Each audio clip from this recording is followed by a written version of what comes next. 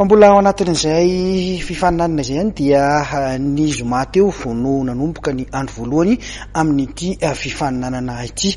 Fiteny namana zakino amintsika izay andro voalohany amin'ny THB Ligue des Champions izay.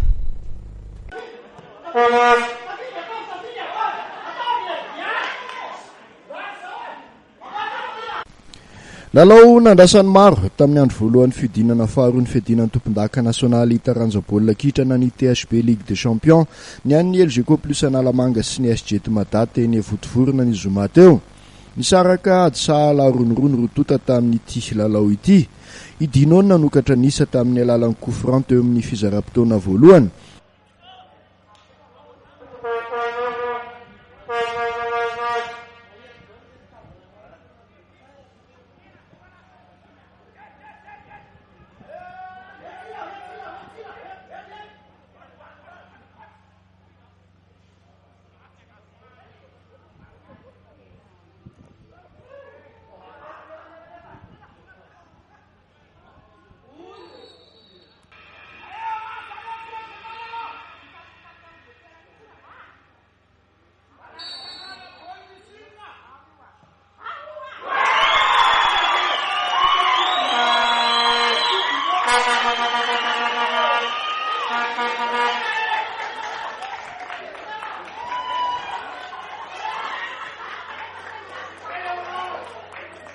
Nanasahala nisa ho an'ny SG Tumada kosa Solmoto teo minitra faha-empolo.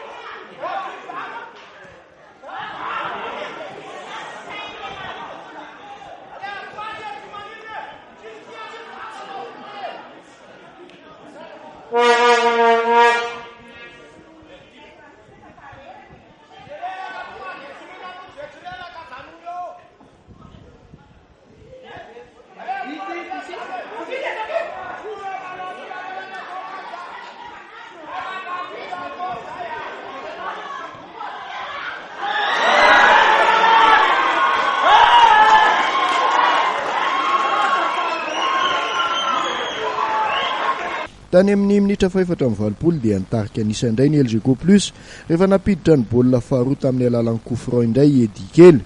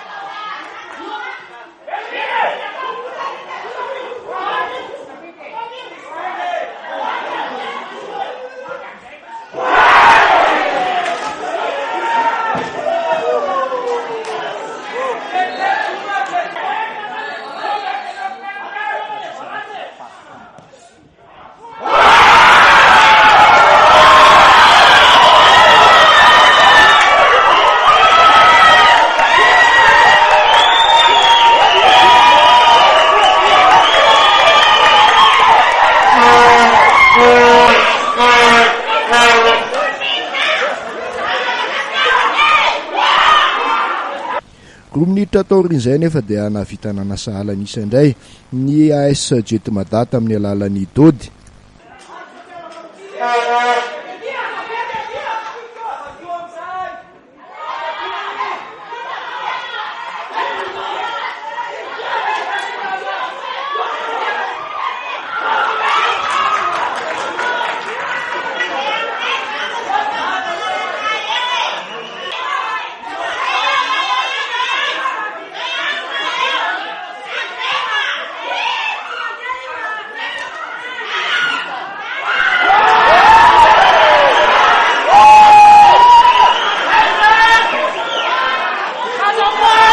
miteny ho azy mivokatra satria dia niady hatramin'ny farany ity lalao ny endrika famaranana ity.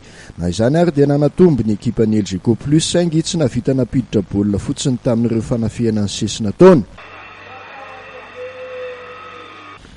Anarak'izay dia nomotsahan'ny Fosa Junior FC Boeny tamin'isa mavesatra 12 ny ekipa ny FCA Alotra Mangoro.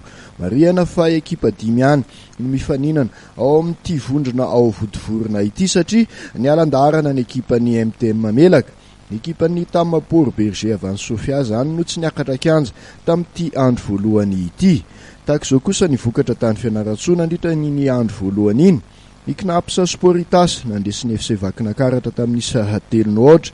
Ny Ajesaya Bongolava nanilika ny 3FB Atsimo Andrefana tamin'isa 3-1 ary faran'ny ekipa ny Hakona Mbatomena izay tompony kianja ao Matsiatra ambony nandesiny Fils d'Elephant Anosy tamin'isa 2-0.